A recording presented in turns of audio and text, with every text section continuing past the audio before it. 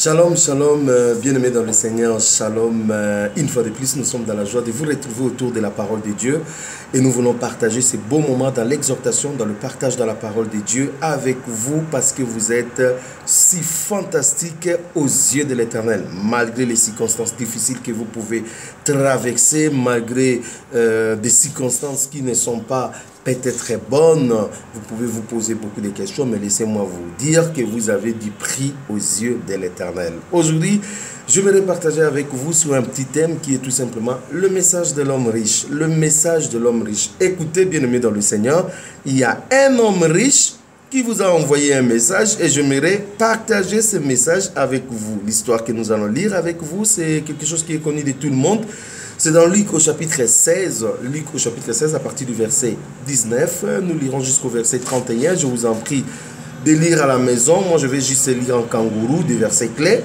Et bien, je vais vous relater un peu ce qui se passe. Donc, que le nom du Seigneur soit béni pour ce merveilleux moment. C'est juste un petit moment que je vais avoir avec vous pour vous transmettre le message de l'homme riche. Soyez bénis.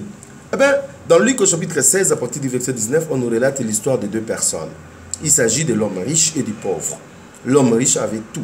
Il avait de l'argent, il avait des maisons, il mangeait bien, il s'habillait bien, il menait joyeusement sa vie sur la terre. Il avait tout, mais il manquait tout. Il avait tout parce qu'en termes matériels, il avait tout, mais sur le plan spirituel, l'homme riche n'avait pas pensé à ça. Il n'avait pas pensé à bâtir sa vie avec Dieu. Il s'est contenté de son argent. Il croyait que l'argent va lui racheter de la mort. Il croyait que l'argent va lui assurer une place au ciel. Mais bien aimé dans le Seigneur, la Bible dit, il était mort, il était enseveli dans le séjour des morts. C'est-à-dire, après la mort de l'homme riche se retrouve dans le tourment, dans le séjour des morts. Riche sur la terre, mais pauvre, là dans le séjour des morts. Une vie joyeuse et heureuse sur la terre, cependant une vie de calvaire, de tourment, une vie de souffrance là dans les séjours des morts. À côté de lui, il y avait un homme qu'on appelle Lazare. Il était pauvre. La Bible dit très pauvre. Imaginez-vous que quand le riche mangeait, il venait s'asseoir, rester au bas de sa table pour manger un peu les miettes qui tombaient de sa table. Mais le miette même en question, ça posait problème pour lui parce que le chien venait se disputer ses miettes avec lui. Donc c'est quelqu'un qui avait une pauvreté extrême, c'est quelqu'un qui avait vraiment une vie pleine de calvaire. Mais malgré que cet homme pauvre avait tout manqué, mais il avait préparé sa vie avec le Seigneur. Et la Bible dit, quand il était mort, il était porté par les anges au sein d'Abraham, au paradis. Bien aimé dans le Seigneur, deux personnes qui habitaient presque dans le même endroit ici, l'un était riche, l'autre était pauvre, mais lorsqu'ils sont morts, il y a eu deux réalités. L'autre est allé dans le lieu de tourment, l'autre est allé dans la félicité. Bien aimé dans le Seigneur, Lazare avait tout manqué ici, mais spirituellement il avait tout. Et lorsqu'il est mort, eh bien, sa richesse, le valeur, tout ce qu'il avait sur le plan spirituel, l'ont suivi. Que Dieu soit béni, bien aimé dans le Seigneur. Nous avons un choix pendant que nous sommes sur la terre de savoir qui nous sommes, de savoir quelle vie nous menons, de savoir quelle option prendre. Parce que la vie après la mort dépendra de notre décision, des choix que nous faisons pendant que nous sommes à vie. Après la mort, il n'y a plus de changement, il n'y a plus de repentance, il n'y a plus de rançon, il n'y a plus rien. Après la mort, eh bien, chacun subit les sorts finaux par rapport à sa vie tel qu'il a amené sur la terre. Là, au proie des tourments, l'homme riche va lever la main, les yeux, il voit le pauvre Lazare en train de se promener tout bonnement, tranquillement avec le père Abraham. Et il regarde, il dit, ah ben attends, je connais cet homme ou je ne connais pas? Il dit, ah oui, je connaissais Lazare, celui qui venait disputer le miette qui tombait de ma table. Et il appelle Lazare, Lazare. Père Abraham ordonne, demande à ce que Lazare puisse tremper un peu son bout dans l'eau et puis voilà, mais rafraîchir un peu la langue avec quelques gouttes d'eau. Ah ben Lazare dit c'est pas possible. Déjà, il avait sa mentalité riche. Il croyait que comme il dirigeait les gens sur la terre, il va diriger aussi Père Abraham là-bas. Et bien le Père Abraham lui a dit, eh ben c'est pas possible. C'est pas possible. De toutes les façons, entre nous et vous, il y a un grand trou, l'abîme au milieu. Donc, ça ne peut pas marcher. Donc, il voyait Lazare. Il a tellement aimé comme Lazare était. Et il a regretté sa condition. Et de là, il va demander une faveur alors, au Père Abraham. Il dit, Père Abraham, s'il te plaît, je t'en prie. J'ai 5 personnes qui sont encore là-bas. Mes frères, 5. Je vous en prie, envoie Lazare pour qu'il les atteste ces choses, afin qu'ils ne viennent pas me rejoindre ici. Le message de l'homme riche qui est en proie de tourments, l'homme riche qui est en train de souffrir, l'homme riche qui est dans le séjour des morts, il nous envoie tous le message. Il dit, ici, il y a la souffrance. Ici, là, c'est insupportable. Ici, là, mes amis, ne commettez pas la même erreur que moi. Bien-aimé, il était un homme riche. Il avait laissé certainement des biens. Il pouvait demander au Père Abraham, eh bien, demande à mes frères de faire pour moi beaucoup de messes pour que je change de position. Il n'a pas demandé ça parce que ce n'était pas possible. Il n'a pas dit au Père Abraham, demande à mes frères de faire des indulgences, comme ça je vais changer de position. Il n'a pas demandé ça parce que ce n'était pas possible, c'était trop tard. Tout ce qu'il a demandé, vous qui êtes encore là, répentez-vous, afin que vous ne puissiez pas venir là où moi je suis.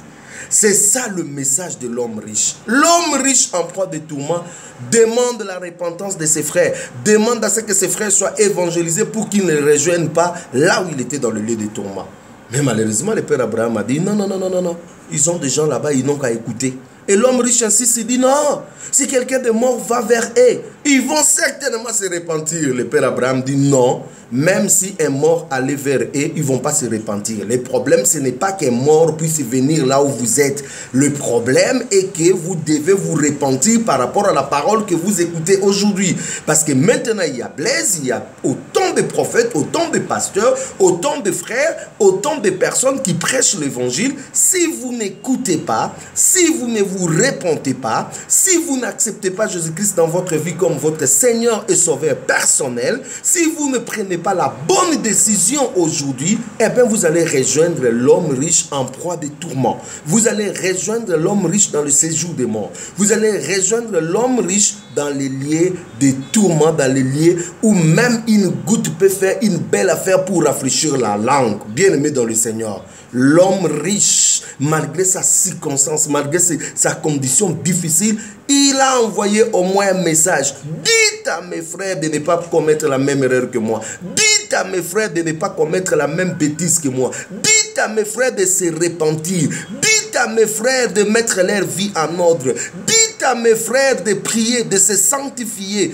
Dites à mes frères d'être dans une vie d'obéissance, de crainte de Dieu. Dites à mes frères d'être dans une vie de prière. Dites à mes frères de saisir la grâce pendant qu'il est encore temps, pendant qu'il est encore possible. Peut-être vous êtes encore aveuglé comme l'homme riche quand il était encore sur la terre. Il s'en foutait des pasteurs, il s'en foutait des prophètes, il s'en foutait des frères, il s'en foutait de tout le monde. La parole de Dieu, ça ne lui disait rien. Il était aveuglé. Peut-être, bien aimé, vous êtes encore dans cette circonstance. Vous êtes aveuglé par votre beauté. Vous êtes aveuglé par votre diplôme. Vous êtes aveuglé par votre travail. Vous êtes aveuglé par votre influence. Vous êtes aveuglé par votre pouvoir. Vous êtes aveuglé par tout ce qui tourne tout autour de vous. Par votre mariage. Par tous ces biens que le monde vous propose. Vous avez tout. Mais cependant, vous manquez tout. Spirituellement, vous êtes un homme pauvre. Vous êtes un homme nu. Vous êtes un homme sans valeur devant Dieu. Vous êtes un homme animal. Si aujourd'hui vous mourrez, vous irez en enfer. C'est pour cela, bien aimé, je suis venu encore sonner la trompette pour vous dire, il est temps, repentons-nous. Jésus-Christ revient bientôt. Il est à la porte. Très bientôt, la trompette va sonner. Le mort en Christ seront ressuscités et nous, les vivants, nous serons transformés. Nous irons avec lui dans le ciel. Repentons-nous, frères et sœurs. Repentons-nous et saisissons la grâce pendant qu'il est encore temps. Saisissons la grâce pendant que la main de l'Éternel est encore là. Dieu nous tend la main. Il dit, saisissez ma main. Bien-aimés dans le Seigneur, ne commettons pas l'erreur que l'homme riche a fait et il regrette maintenant là dans le tourment, dans le séjour des morts. En tout cas, que Dieu vous bénisse. Merci pour tous ceux qui vont suivre cette vidéo et surtout merci pour ceux qui vont prendre la bonne décision. Repentons-nous, mettons nos vies en ordre, mettons nos vies en paix avec le Seigneur. Comme la Bible dit, prépare-toi à la rencontre de ton Dieu. Eh bien, préparons-nous à la rencontre de notre Dieu et le Seigneur notre Dieu nous bénira. Voilà le message de l'homme riche. Dites à mes frères, faites tout, ne me rejoignez pas ici.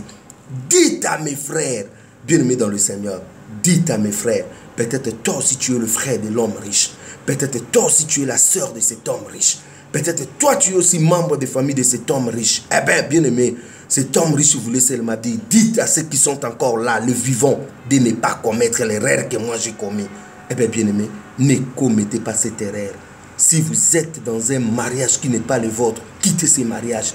Si vous traînez encore des choses qui ne sont pas bien avec Dieu, abandonnez cela.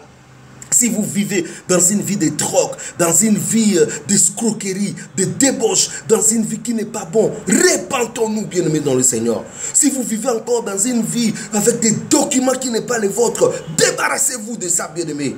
Pourvu que je sois pauvre, au moins que je sois pauvre et d'entrer au ciel, que d'être riche, que d'être bien et d'aller en enfer. Bien-aimés dans le Seigneur, nous avons un choix à faire. La Bible dit, je mis devant toi la vie et la mort, toi choisis la vie.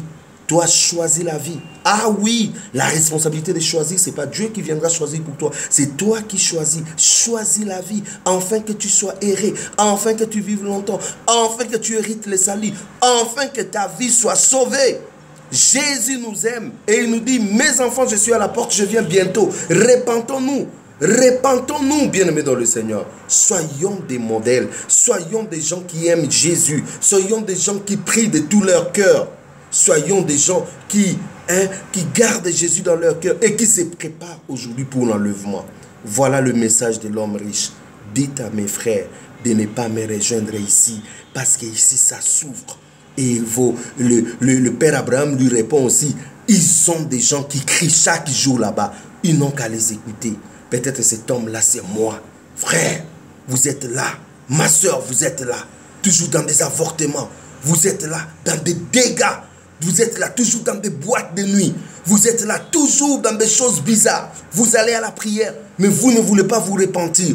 Vous allez à la prière juste comme un figurant. Vous êtes là toujours dans l'occultisme, dans la sorcellerie. Vous êtes là toujours dans des pratiques diaboliques. Dieu nous demande de nous repentir et de laisser ces choses-là. Sinon, notre place, ça sera là où l'homme riche est. Repentons-nous, bien-aimés dans le Seigneur. Abandonnons le mal. Abandonnons le péché et Dieu nous bénira. Soyez tous bénis et merci surtout pour la bonne décision que vous prenez de mettre votre vie en ordre. Et si vous n'avez pas encore accepté Jésus-Christ dans votre vie, de l'accepter comme votre Seigneur, comme votre sauveur personnel et de crier à lui et il sauvera votre âme. Car la Bible dit, quiconque invoquera le nom du Seigneur sera sauvé. Je crois que